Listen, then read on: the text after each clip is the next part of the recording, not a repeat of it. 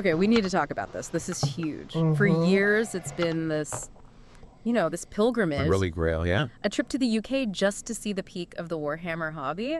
Well, that is about to change drastically. Welcome back, everyone. This is the first deep dive in our new series, Warhammer for Americans. And yeah, the news we're digging into today is a game changer. A total game changer. Games Workshop is officially planting a flagship Warhammer World right here on U.S. soil. That's right. They're calling it the next must-visit venue. The announcement came through on January 9th, 2026. And the timeline they've given is pretty aggressive. They're aiming to open the doors in late 2026. That's a lot of models to paint. So not that far away, really. And the location... They probably need to do as big dioramas as in UK, and they are huge. So thousands of models, and to paint those in 2 years, good. I mean, it's 700 days or something like that, and probably need to paint 1,000 a day or something. It's crazy. This is interesting. It's not New York. It's not LA. Nope. It's going to be just outside Washington, D.C. Which feels very deliberate. It is. It points to I wonder if Trump would go there. making it a truly national destination, something accessible for big events, almost like a cultural landmark for the brand. Okay, so let's unpack that. The mission statement they put out says this place is designed to celebrate Warhammer in all its forms. Right.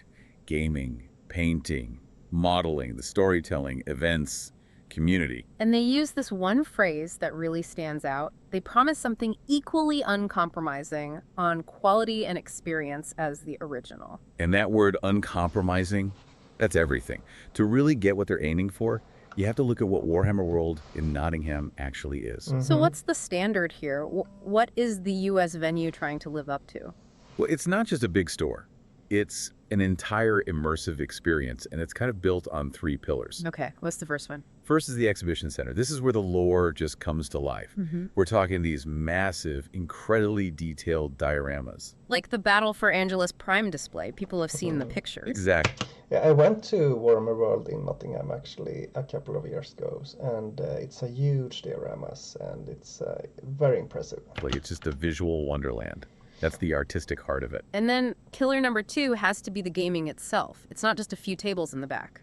Oh, not at all. No. The events hall there is this huge castle-themed space, and it's packed with these high-quality bespoke tables for everything. 40K, Age of Sigmar, Necromunda. So it's a dedicated professional tournament space. Precisely. It's built for the hobbyist, by the hobbyist. And then there's the social side, right? Which is maybe the most important part for building that community feel. Right.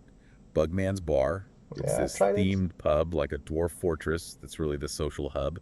And then you have the gift shops, 2 of them. And the shops are key because they sell exclusive stuff you can't get anywhere else. Exactly. They stock the Forge World line. Those are the super high-end resin models and limited edition things you can only buy on site. Making sure the DC venue has that same kind of exclusive retail is what will make it a real destination.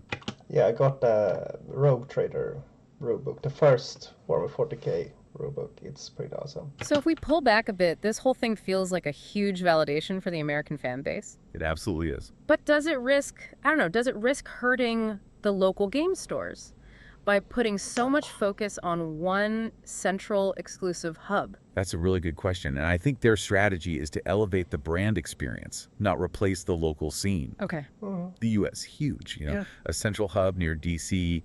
gives the national community a place to gather. It's a capstone, something to aspire to. And the excitement it generates will, in theory, drive interest right back to those local stores. So what does this all mean for you, the U.S. hobbyist listening right now? It means that same blend of incredible artistry, top-tier gaming, and a real community hub is finally coming here. It's going to be accessible. Right, closer to home. Which brings up a really interesting thought, especially for our Warhammer for Americans theme.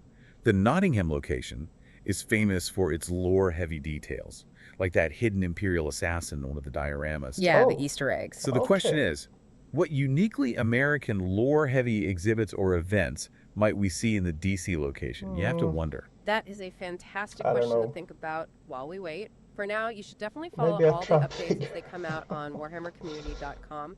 We're getting closer to that late 2027 opening, and you can be sure we'll be tracking this every step of the way.